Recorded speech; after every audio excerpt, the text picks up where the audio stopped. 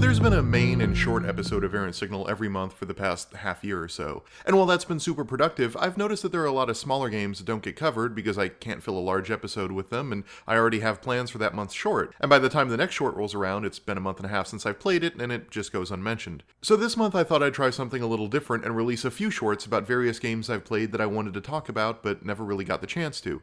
Games that are cool or interesting or have neat ideas or just made me want to talk for 2 to 5 minutes. Consider it a catch-up month. First up is Glitchhikers, a game about those bleary-eyed, late-night drives most people over a certain age have taken at one time or another. And I don't just mean that driving down the road at night is its premise. It's designed to capture the emotional space of that experience. And it does a great job of it, invoking that 2 a.m. trip down a nearly empty highway where seeing other cars is itself almost an event, where your radio is often the only thing keeping you company. Those trips where, if you do have a passenger, it feels like the whole world is just the two of you, and the borders of reality fall away outside of the glow of your headlights. Where everything you say feels a bit more profound than it might in the harsh light of day, and you're not sure if you're exploring deep truths or mumbling platitudes just to pass the time. In a certain way, it reminds me of Dinner Date. They have very different goals, but both are designed to put you in the headspace of a very specific and relatable scenario. One, a late-night drive, and the other, an anxious wait for a date to show up as it slowly becomes clear you've been stood up. And I think games need more of these attempts to capture an almost universal moment through visuals, narrative, and mechanics.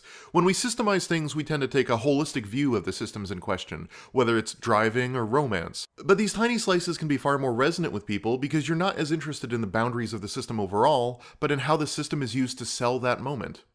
But it's not just a late-night driving simulator, although it does capture that sensation quite well. There's a subtle narrative with a smidge of role-playing at play here too. You're not you taking a nightly drive. You're a character who is tired, who's driving around seemingly aimlessly in search of something, or perhaps that something is nothing in particular, who picks up multiple hitchhikers and engages them in conversation.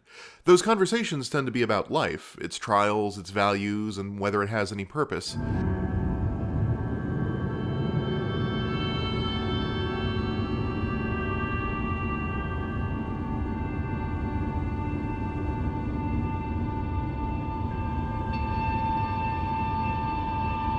Again, there's this sense that you're either talking about something profound or you're not talking about much at all, and the interaction seems to underscore a universal quest for understanding and meaning. This little role-playing story culminates with the game's final choice. As Glitchhikers closes, you find yourself driving past the cityscape, faced with an option of either taking the exit or continuing to drive.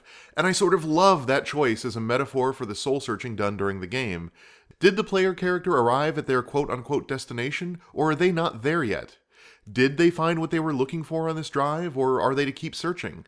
It's a decision the player makes, but it's also a decision that says much more about the player character. It's one last sliver of role-playing, one final choice about who you think your character is. And it's a choice rich with thematic meaning, but it's also delightfully ambiguous. It doesn't make any effort to explain what getting off or staying on the road necessarily are symbols for, just that the player character has or has not found a reason to finally pull over and end their journey. Glitchhikers also exists in this sort of surrealist dream space. David Lynch gets name-dropped at the game's opening, so the surrealist influence isn't exactly unexpected, but it gives the whole game a haze where objective reality is suspended and you're not sure whether you're looking at something literal, allegorical, or just plain imagined by the driver on their otherwise lonely voyage.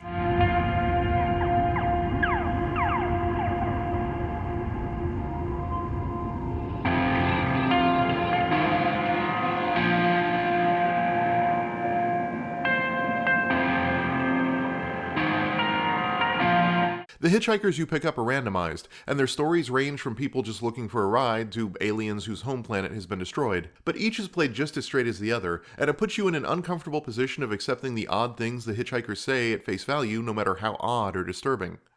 Combined with a sleepy, lone player character, one starts questioning if they aren't just products of the player character's own mind, a manifestation of their search for meaning on the open road. Do we literally pick these characters up off screen in some unseen event, or do we imagine them sitting there with us? And if these characters are just our inner psyche, what does that say about our player character? That while driving alone on a freeway at night, thoughts of childhood, suicide, love, and loss all enter their mind. And while there's a dreamlike quality to everything, there's a bit of an edge too. From the way the moon goes blood red as you pass through a tunnel and begin your journey, to the way the radio announcer insists that the stars are watching you. There are stars above you even in the day, and they are watching.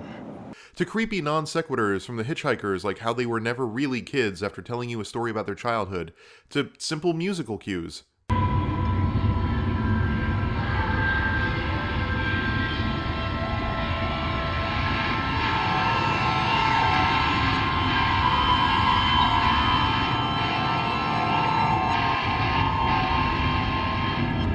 There are clear undertones of something being not right, and the game never really explains what that ominous tone stems from. It becomes, in effect, another way of giving context to this player character we never meet or see, but are role-playing by ear. So, yeah, I kinda love this game. Despite its short length, it only takes about 20 minutes to play through, I find it rich with subtext. It explores the idea of a character's state of mind without giving them a name, face, or gender, and it does so by capturing the fear, the wistfulness, the exhaustion, and the lonely isolation of late-night driving, and using that experience as an allegory for a character's state of mind. You're never alone. Millions of distinct bacteria share your body. You're never alone. Keep driving, driver. Turtles All the Way Down is up next.